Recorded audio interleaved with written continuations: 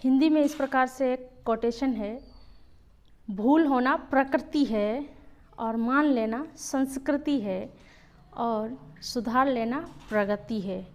मतलब भूल होना प्रकृति है, मतलब हमारी अभ्यास से जुड़ी हुई वो आदत है, और मान लेना संस्कृति है, ये हमारी सभ्यता है। हम किसी चीज़ को मानते हैं तो ये हमारी संस्कृति है, और किसी चीज़ को सुधार लेना ये हमारी प्रगति है। मतलब हम जब गलत रास्ते पे चलते हैं उसको सही कर लेते हैं, इसका मतलब हम सही रास्ते पे जा रहे हैं, प्रगति कर रहे हैं, उन्नति कर रहे हैं।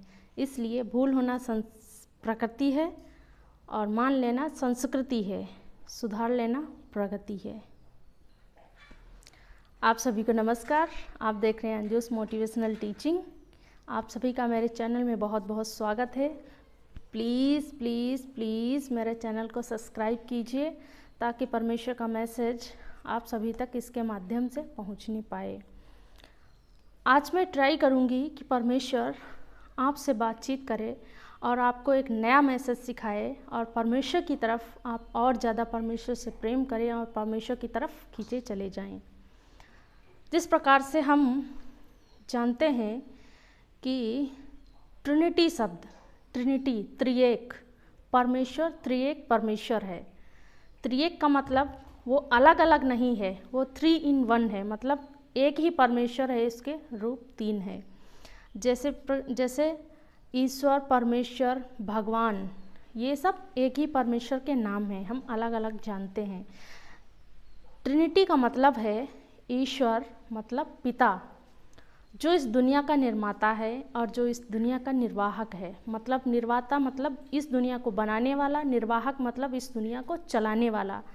इस दुनिया में कोई भी ऐसी चीज़ नहीं है जो उसके बिना अनुमति की चलती हो। हर एक चीज़, जल, वायु, सूर्य, चंद्रमा, प्रकाश, इंसान, पेड़ पौधे, पशु पक्षी, सब कुछ उसकी ऑर्डर से चलते हैं। वो पिता है। और ईश्वर मतलब पुत्र। पृथ्वी पर मनुष्य के अवतार में यीशु मसीह आया। मनुष्य के अवतार में मेरे और आपके जैसे इस पृथ्वी पर आया। उसने मेरे लिए और आपके लिए कलवरी क्रूस पे वो सारा जगत का दंड सह लिया और वो मारा गया, गाड़ा गया और आपकी और मेरी बीमारियों को उस कलवरी क्रूस पे कुर्बान कर दिया ताकि हम उद्धार पाएँ, हम चंगाई पाएँ। और वो तीसरे दिन जी उठा, आज भी जीवित है, और कोई भी भगवान नहीं है जो कि तीसरे दिन जी उठा, सिर्फ प्रभु यीशु मसीह है। और पवित्र आत्मा, पवित्र आत्मा मतलब ईश्वर की शक्ति जो दुनिया में सक्रिय है, और वो पवित्र आत्मा हमको परमेश्वर की ओर खींचती है। पवित्र आत्मा हमको परमेश्वर के पास लाती है। इसलिए पिता, पुत्र, पवित्र आत्मा तीनों एक हैं।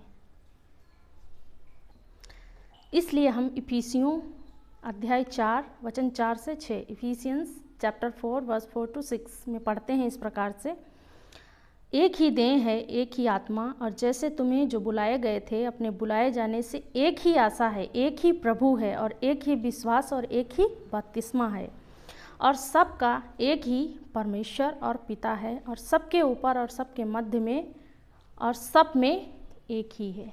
वो सिर्फ एक ही है, 3 in 1, परमेश्वर एक है।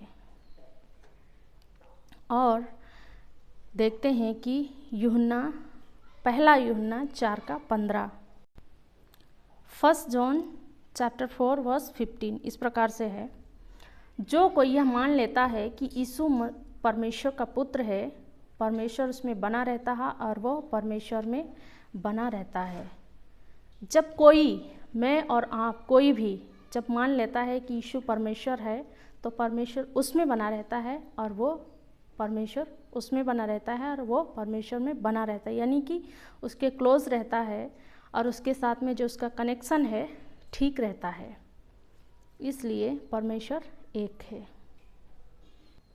इसलिए फिलिपियों 2:11 में इस प्रकार से कहता है, फिलिपियंस चैप्टर 2 वर्स 11 इस प्रकार से कहता है, और परमेश्वर पिता की महिमा के लिए हर एक जीव अंगीकार कर ले कि यीशु मसीह ही प्रभु है।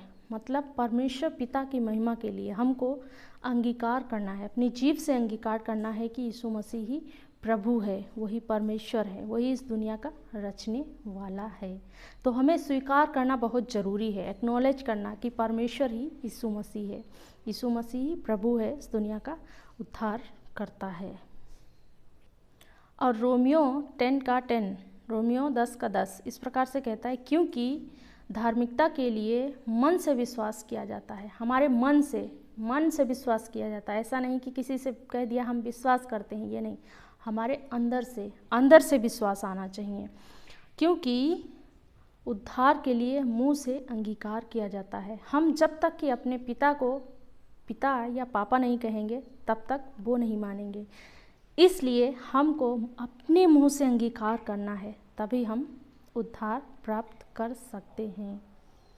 ये परमेश्वर का वचन है।